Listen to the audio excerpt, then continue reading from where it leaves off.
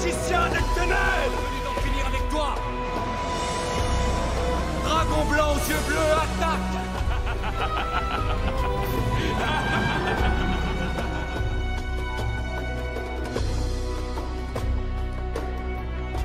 Ah, vous allez bien? Ouais, ça fait un petit temps depuis la dernière vidéo, je sais. Bon, j'avais 2-3 trucs à régler en ancienne Égypte et j'ai pas vu le temps passer pour rien vous cacher. Ouais, je devais m'occuper d'un roi des voleurs un petit peu relou, mais c'est bon, je suis de retour maintenant. Allez, assez blablaté, on revient dans le présent.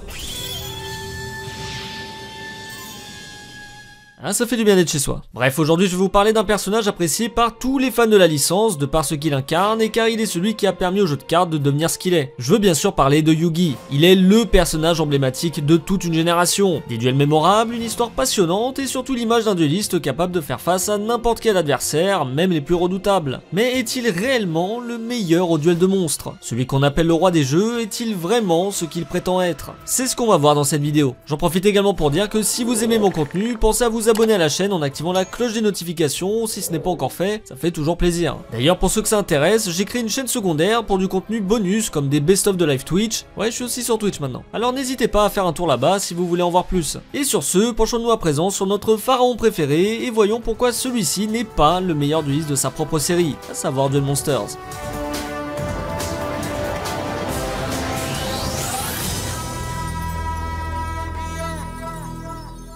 Mais avant toute chose, laissez-moi vous parler du sponsor de la vidéo, Bloodline Heroes of Lytas. Vous aimez les jeux de rôle fantastiques? Oui? Eh bien j'ai ce qu'il vous faut. Bloodline Heroes of Lytas est un jeu free-to-play dans lequel il est possible de collectionner vos héros, construire vos royaumes, créer vos propres champions, et même des héritiers légendaires en combinant plusieurs lignées, comme les orques, lycans, démons ou vampires par exemple. Tout ça dans un style 3D avec des graphismes super réalistes et des scènes de jeu magnifiques. Le gros point fort de Bloodline Heroes of Lytas, c'est son style de jeu unique mettant en avant le système hybride. Vous pouvez donc changer le genre de vos héros et les marier entre eux afin de créer des héritiers très puissants par la suite avec des apparences uniques. Plus de 800 au total. Cela comprend des démons, des elfes, voire même des demi-dieux et encore plein d'autres. Avec ces centaines de lignées à créer, vous trouverez forcément votre bonheur. Le jeu est d'ailleurs très cool à prendre en main et vraiment fun. Dans Bloodline, vous retrouverez différents clans comme les lycans ou encore les griffons entre autres qui sont de redoutables combattants. Vous aurez également un large choix de champions comme le Minotaur et le Fox-like par exemple qui sont des assassins très agiles. Et en participant à l'événement Thanksgiving du 24 novembre, un champion Minotaur est à obtenir gratuitement dans le jeu. En utilisant mon lien dans la description ou en scannant le QR code sur votre écran, vous obtiendrez un pack d'une valeur de 20 € avec 3 potions de stamina, 100 000 pièces d'or et 100 diamants. Le jeu est bien sûr dispo sur iOS et Android. Le lien dans la description est valable 30 jours, alors profitez-en. Et sur ce, on passe à la vidéo.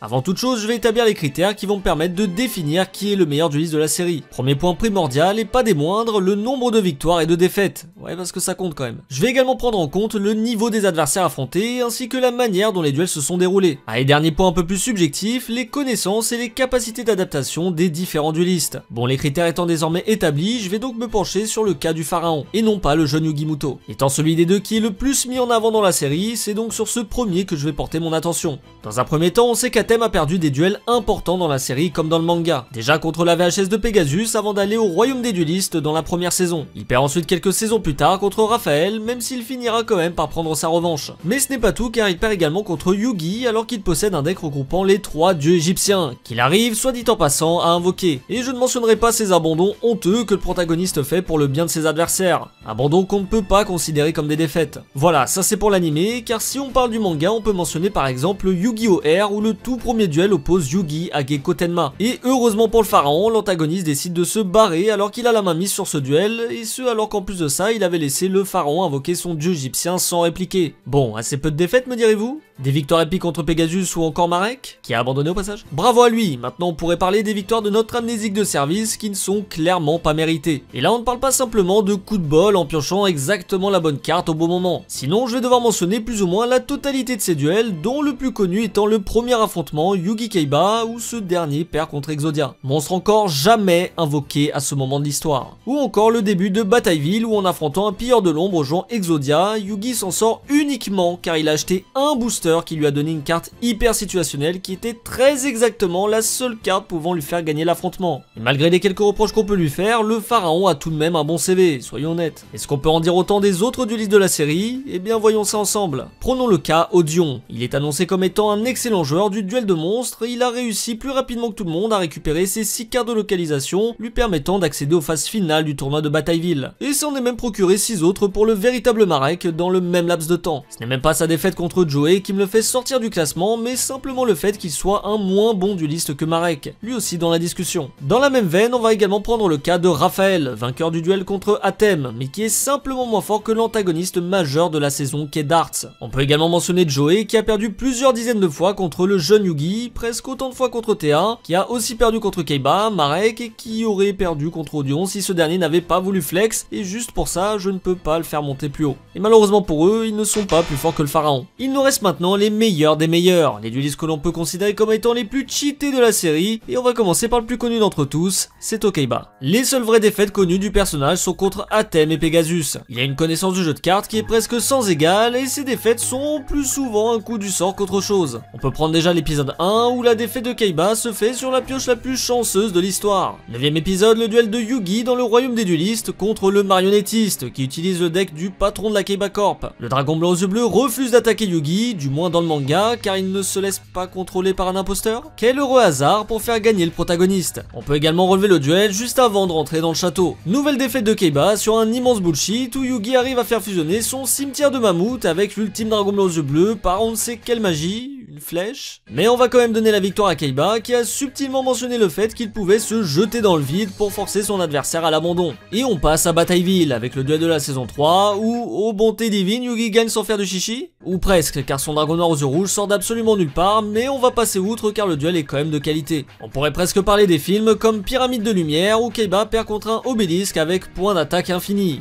Ouais, 9000 ça reste plus bas que l'infini. Et dans le même film, après avoir gagné contre Pegasus, il s'apprête à massacrer Athème jusqu'à ce que le scénario s'en mêle et vienne lui voler à nouveau sa victoire. Son ratio victoire-défaite étant beaucoup trop faible, cela lui coûte malheureusement sa place dans le classement. On passe ensuite à Marek, antagoniste principal de Batailleville. Il sera vaincu par le pharaon uniquement après que ce dernier ait tiré l'un des meilleurs top decks de sa vie. Une carte qui lui a été donnée juste avant l'affrontement en plus et qu'il avait même pas lu. À côté de ça, le gros point noir est qu'il a failli perdre contre Joey et Bakura, même s'il n'a jamais vraiment pris ses duels au sérieux. On peut également mentionner Darts qui a perdu contre Kaiba et Yugi en 1v2 uniquement car Athème a sorti une carte débile que Pegasus lui a offert quelques épisodes en arrière, ce qui me rappelle fortement un certain duel dont j'ai parlé il y a quelques secondes. Et avec tout ça, on n'a même pas parlé précisément de la dernière personne ayant vaincu le pharaon. Je veux bien sûr parler du jeune Yugi. Il faut noter qu'abandon mis à part, ses seules défaites sont contre Athème dans l'arc de l'Oricalque où celui-ci est possédé, et contre Joey sous l'emprise de Marek où il perd volontairement pour sauver son ami. Mais à part ça, il a gagné de nombreux duels terrassant principalement le roi des jeux ainsi que Yami Bakura, ce qui reste honnêtement très honorable compte tenu du peu de duels qu'il a fait dans la série. Mais est-il réellement numéro 1 pour autant? Eh bien la réponse est simple, Pegasus. Créateur du jeu de cartes connaissant absolument toutes les options et stratégies imaginables du duel de monstres. Non mais le gars peut carrément créer ses propres cartes comme le monde des Toons par exemple qui est probablement la magie la plus puissante de l'animé avec le sceau d'Oricalque et le château doré de Stromberg. Pegasus c'est une victoire sans même jouer contre Bandiken, ancien meilleur joueur des États-Unis. Une victoire contre Kaiba sans même forcer alors que ce dernier fait partie des meilleurs duelistes du monde. Il est aussi celui qui a appris le jeu aux frères Tenma de Yu-Gi-Oh! R qui sont parmi les plus redoutables duelistes de l'univers Yu-Gi-Oh! Mais tout ça n'est rien, son principal atout est qu'il possède un des objets millénaires ultimes qu'est l'œil du millénium, lui permettant de savoir ce que pense son adversaire, ses stratégies et même ce qu'il a mangé à midi. Alors comment Yugi a-t-il pu vaincre Pegasus? Eh bah il a la seule entité au monde qui possède une astuce réaliste pour venir à bout de l'œil du millénium en changeant d'âme. Et alors que Pegasus trouve une parade à cela, c'est le pouvoir de l'amitié qui empêche l'inventeur de Magic & Wizard de lire dans l'esprit de son adversaire. Ouais, on en est à un stade d'abus scénaristique juste pour faire gagner le héros qui est immense.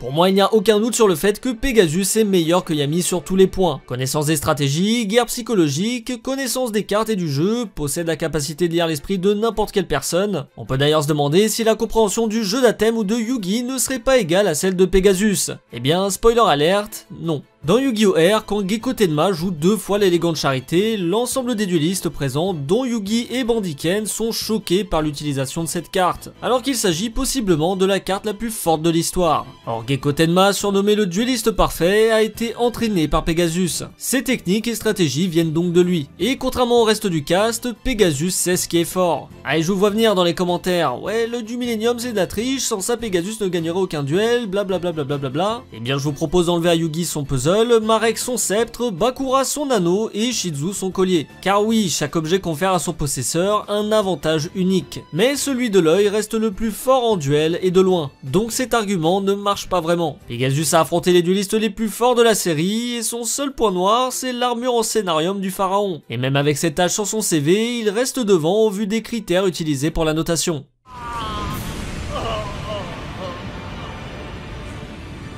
Sois maudit, Yugi, toi et tes corribans.